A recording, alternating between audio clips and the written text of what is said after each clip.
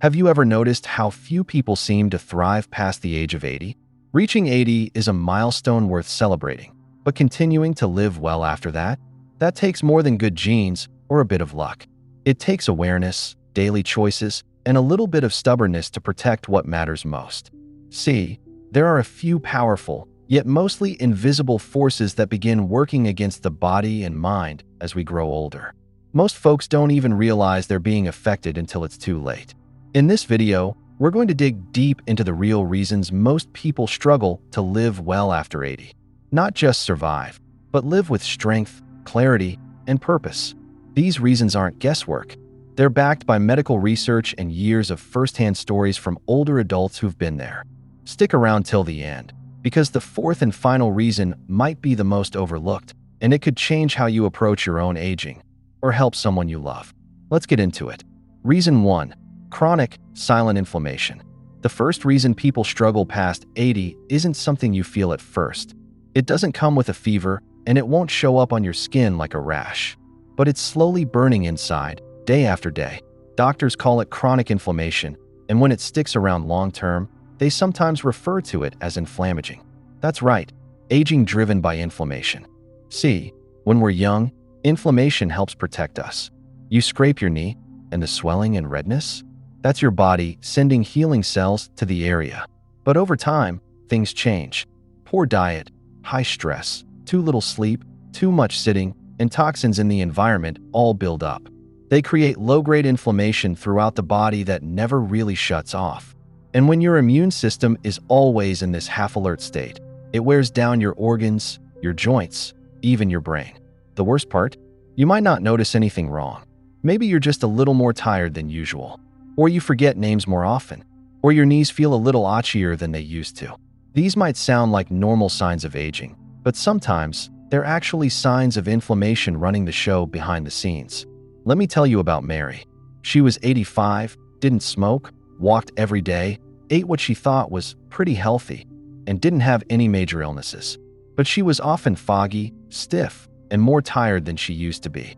Her doctor ran some advanced blood work and found high levels of inflammatory markers. There was no single disease. It was just her body slowly wearing down under years of stress and unnoticed buildup. The good news? You can fight inflammation. And no, it doesn't require expensive supplements or crazy diets. Start with simple changes. Eat more whole foods like vegetables, berries, olive oil, and fish. Move a little each day. Walk, stretch, garden, dance, whatever keeps you moving. Cut back on processed snacks, sugar, and too much alcohol. Learn to manage stress, deep breathing, nature walks, or even just calling a friend. These may sound basic, but they're powerful. Because the more you lower that silent flame, the more you protect your heart, brain, and immune system. After 80, reducing inflammation could mean the difference between walking steadily or using a cane, between staying sharp or feeling lost. Reason number 2, muscle loss and strength decline. Here's something most people don't talk about enough. You don't need to be frail just because you're older. But if you ignore your muscles, frailty becomes real fast. The medical term for age-related muscle loss is sarcopenia. It starts slowly in your 50s and 60s, but it speeds up after 80. And it's not just about how much you can lift. Muscle is what keeps you balanced, steady, and mobile.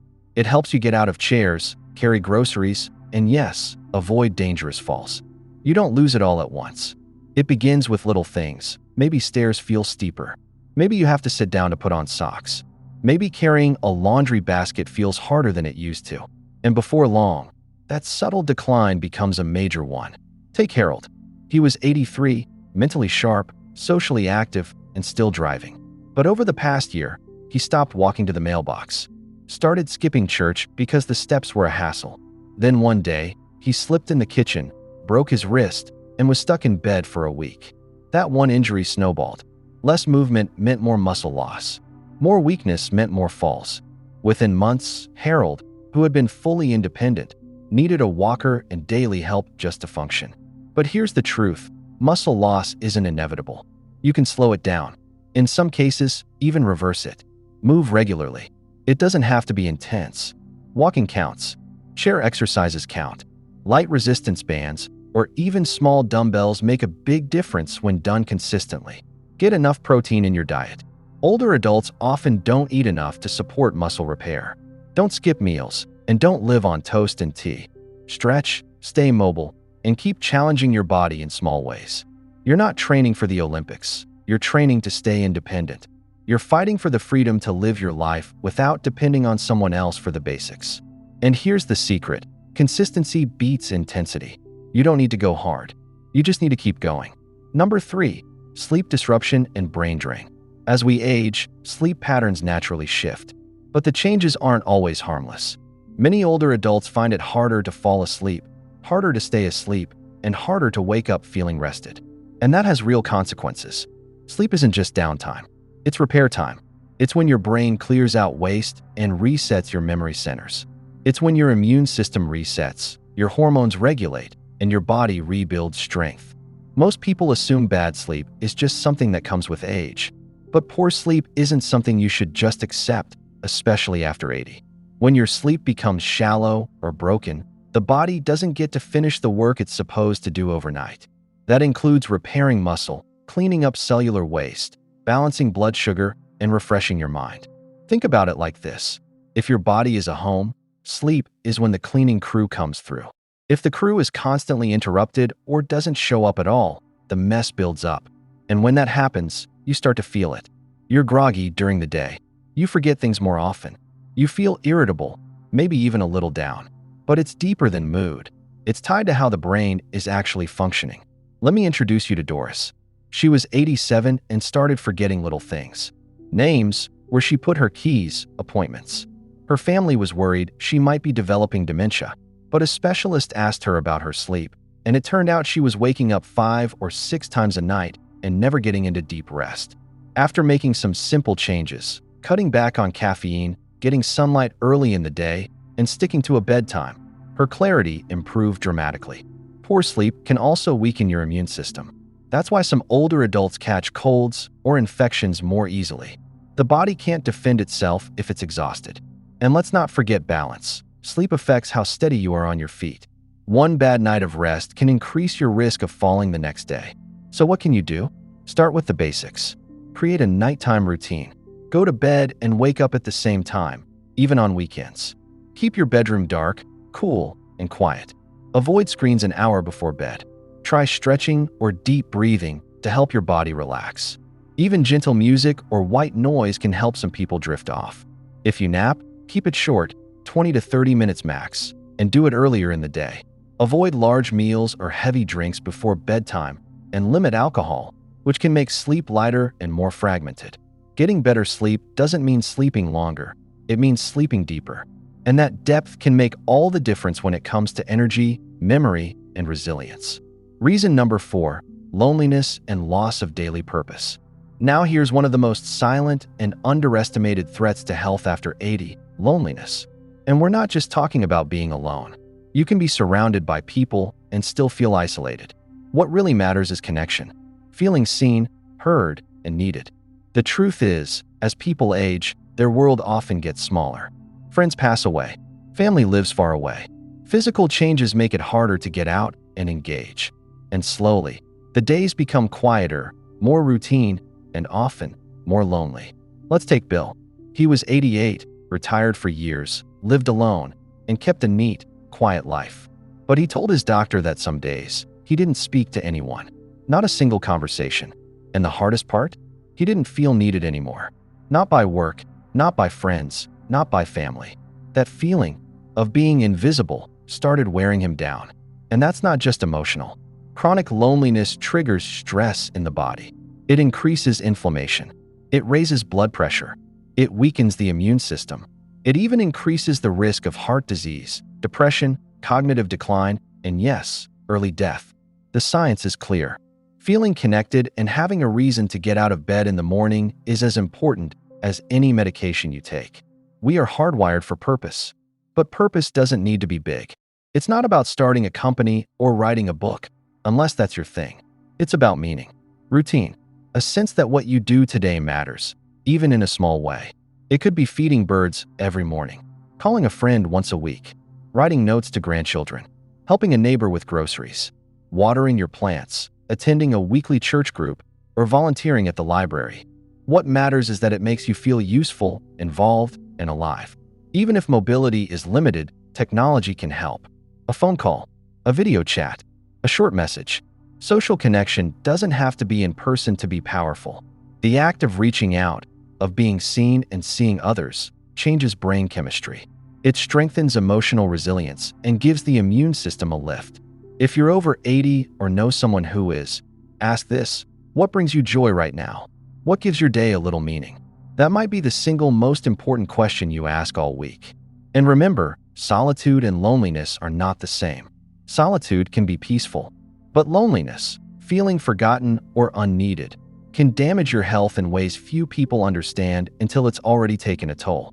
So if you're feeling disconnected, take one small step. Write a letter, make a call, join a local group. Start a tiny habit that brings back rhythm to your day. Because connection isn't a luxury, it's a lifeline. Here's something most people don't realize. Those 4 reasons we've covered, they don't show up alone. In fact, they often feed into each other, creating a cycle that can quietly drag someone down if it goes unchecked. Take inflammation and sleep, for example. If your body is constantly inflamed, it can make it harder to fall into deep, restorative sleep. But if you're not sleeping well, your body can't regulate inflammation effectively. It's a loop. The more tired you feel, the more stressed your body becomes, and that stress causes even more inflammation. Now throw muscle loss into the mix. When you're tired all the time, you move less. When you move less, you lose more muscle. When you lose muscle, everyday tasks feel harder, and that often leads to avoiding activity altogether. Before you know it, things like taking a shower, making dinner, or going to the store feel overwhelming. And let's not forget loneliness. When you feel isolated, your motivation drops. Maybe you stop cooking real meals and just snack instead. Maybe you stop walking because there's nowhere you feel like going. Maybe your sleep suffers because you spend too much time lying in bed during the day. And maybe, without realizing it, your mood begins to shift, and it feels like you're just going through the motions. This is how it happens, not all at once, but bit by bit. But here's the good news. Just like these problems can reinforce each other in the wrong direction, they can also build momentum in the right direction. And it doesn't take massive changes. It just takes small, steady steps.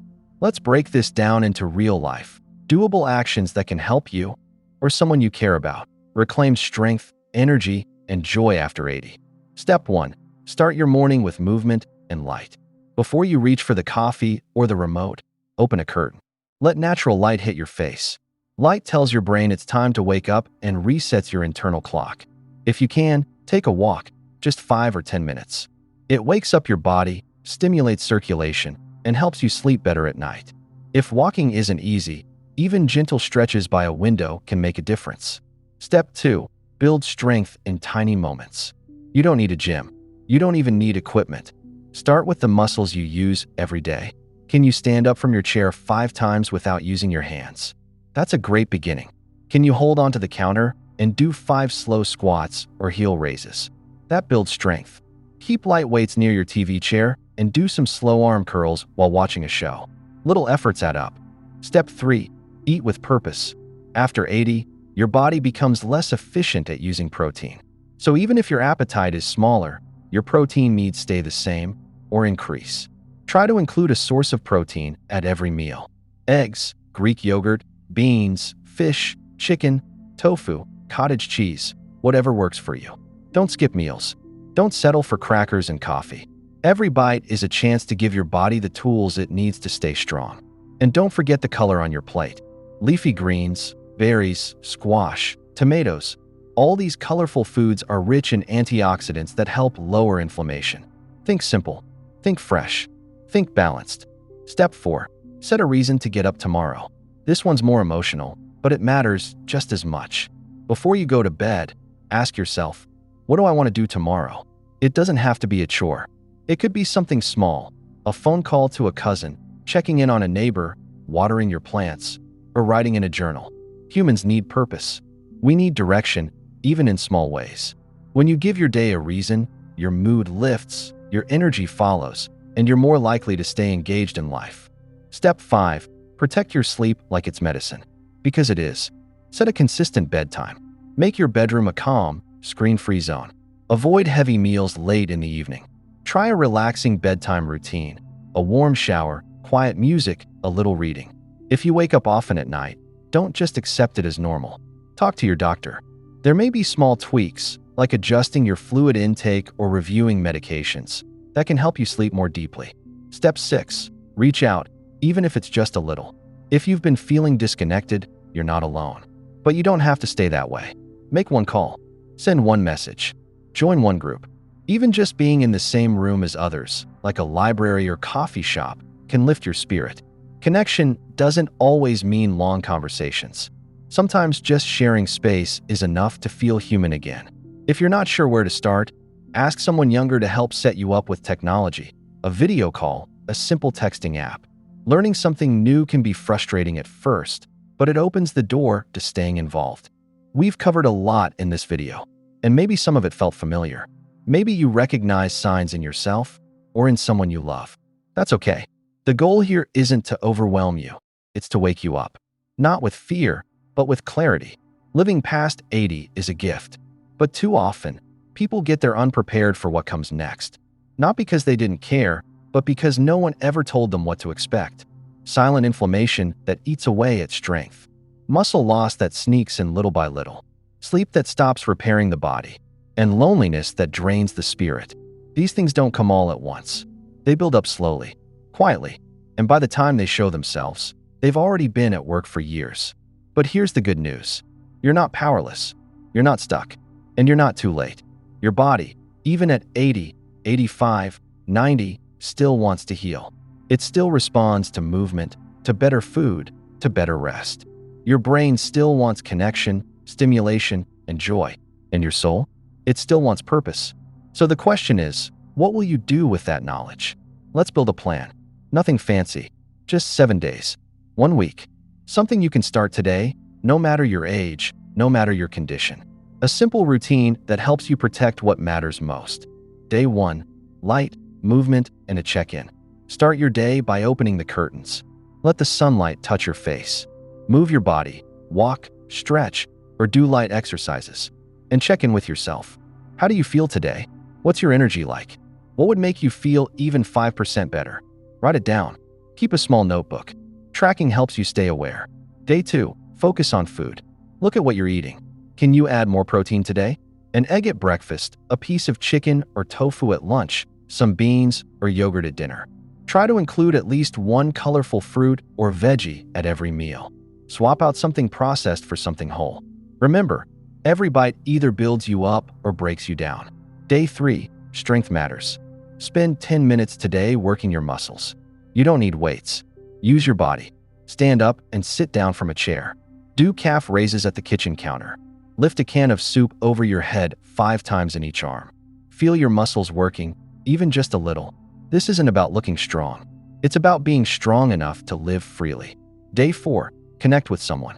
Reach out. Call a friend. Write a letter. Ask a neighbor how they're doing. Say something kind to a cashier or send a text to a family member. You don't have to say anything profound. Just make a connection. And if you're feeling isolated, admit it to someone. That small bit of honesty could be the first step back toward belonging. Day 5. Rest deeper. Tonight, protect your sleep. Turn off screens early. Don't eat anything heavy after dinner. Keep your room cool and dark. Try a relaxation routine. Maybe a warm bath, soft music, or deep breathing before bed. Remind yourself that rest is part of healing, and your body deserves to heal. Day 6. Purpose in the morning. Before the day starts, ask yourself, what's one thing I want to do today that feels meaningful? It doesn't need to impress anyone. It could be baking a small treat, organizing old photos, praying, journaling, or just being kind to yourself. When you live with intention, even simple days feel fuller. Day 7. Reflect and repeat. Look back over your week. What made you feel stronger? What helped your mood? What made your body feel more alive? You don't need to be perfect. You just need to be consistent. If something worked, keep doing it. If something didn't, try a small change. Your body and mind are always giving you clues. Learn to listen. You are not defined by your age. You're defined by your actions, your mindset, your heart, and your habits. Getting older doesn't mean becoming invisible. It doesn't mean giving up control. In fact, it's the opposite. It's the perfect time to focus in on what really matters, to cut out the noise and protect what gives your life meaning. Inflammation can be quieted, muscles can be rebuilt, sleep can be improved, loneliness can be replaced with connection and purpose. But no one else can do it for you. You have to decide to care for yourself like you'd care for a loved one, to protect your independence like it's your most valuable possession, to treat your time like the precious gift that it is. Because after 80, the margin for error gets smaller, but the opportunity for deep, rich living, that stays wide open. You've made it this far, don't coast. Keep building, keep reaching, keep choosing to show up for your body, your mind, and your purpose. And if you're watching this not for yourself, but for a parent, a grandparent, or someone you love, don't just share the video. Share your time. Ask questions. Listen. Be present. Because sometimes, connection is the greatest medicine of all. Thank you for being here. Thank you for caring enough to learn and reflect. And thank you for being part of a community that believes aging isn't about fading. It's about focusing on what matters most and living it out fully, one strong, purposeful day at a time.